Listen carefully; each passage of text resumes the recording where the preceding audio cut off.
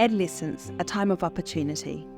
It is a window of time where, because of the adolescent brain's amazing ability to create new pathways and connections, there are opportunities for amazing growth and learning. During adolescence, which starts at puberty, Taiohi are discovering who they are and who they want to be. It's a time of developing interests, passions and goals that shape the lives of Taiohi for the future. So that's a big value for us as a family is tautua, which is the Samoan word for service. And we want to make sure that carries on. Everyday chores, yes, dishes, vacuuming and tidying up after themselves. They do need reminders, of course, but that's our job to guide them. I see them being very strong individuals. I see them as very capable individuals and someone who actually do reach into themselves for support first. Jacinta is really good at following our family values. I think we role model it. And so I think when she sees our interactions with all the people within our lives, we are just an example of that. And so it's automatically she seems to follow. River has learned responsibilities by doing chores around the house. River has also learned how he likes to do things as well, and if it will work, if it won't work. I think it's mostly taking care and having that mindfulness. That's what our house is for. And not just that, it extends onto relationships as well. So being able to practice it at home will extend out into the wider world. For our youth, there are things that can support, but some things that can get in the way of their healthy development.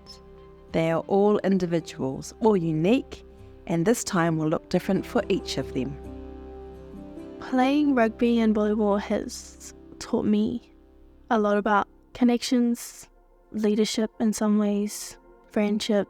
It's a pretty good way to communicate with my friends. Someone who is healthy is someone who eats vegetables, doesn't eat McDonald's, drinks water, but is also connected to who they are. If I'm struggling with something and I ask my friends, tell my friends, and they help me out, so I learn off them, and I also encourage other friends to do the same. I enjoy just having somewhere where I can go where it's just away from social media, away from everything. It's like a break. And it's where you just get to connect with people who are important to you and have some fun while doing it. Someone that's healthy, be someone who's happy and loves what they're doing, whether that's mahi, studies, or just in general. Also having good routine. That's something that I've had to learn moving out, is having my own routine, which is definitely benefited my own well-being and hauora. Really want to play league in the NRLWF. And when I grow up, I want to get a job, drive, and also like get home and maybe travel to Persia. To have a family of my own, that would be pretty cool. And to have a healthy and stable life. I think because I'm into sports, it's really, I feel like it's easy for me to teach, especially little kids, even Māori Pacific students that don't know how they act and they might not listen to their teachers and stuff. So I think through sports you can teach all those little kids heaps of stuff. Connection is key. Connection can look like positive relationships with whānau, friends and community, helping Taiohi to grow well. Love you, Mama. I love you too. Oh. It can look like Taiohi connecting to their goals, dreams and hopes for the future. And it can look like connection to whenua, to culture and wisdom passed down through generations.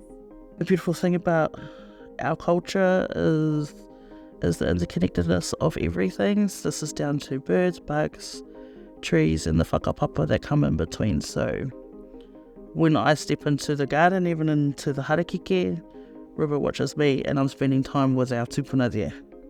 And a lot of my tupuna also wove, and there are different ways to go into it. So I might sing sometimes. Education is important to us as a whānau, and is probably driven by the fact that both Daryl and I haven't had access to that when we were young, in the same way that we've really pushed and encouraged our tamariki to get involved in it.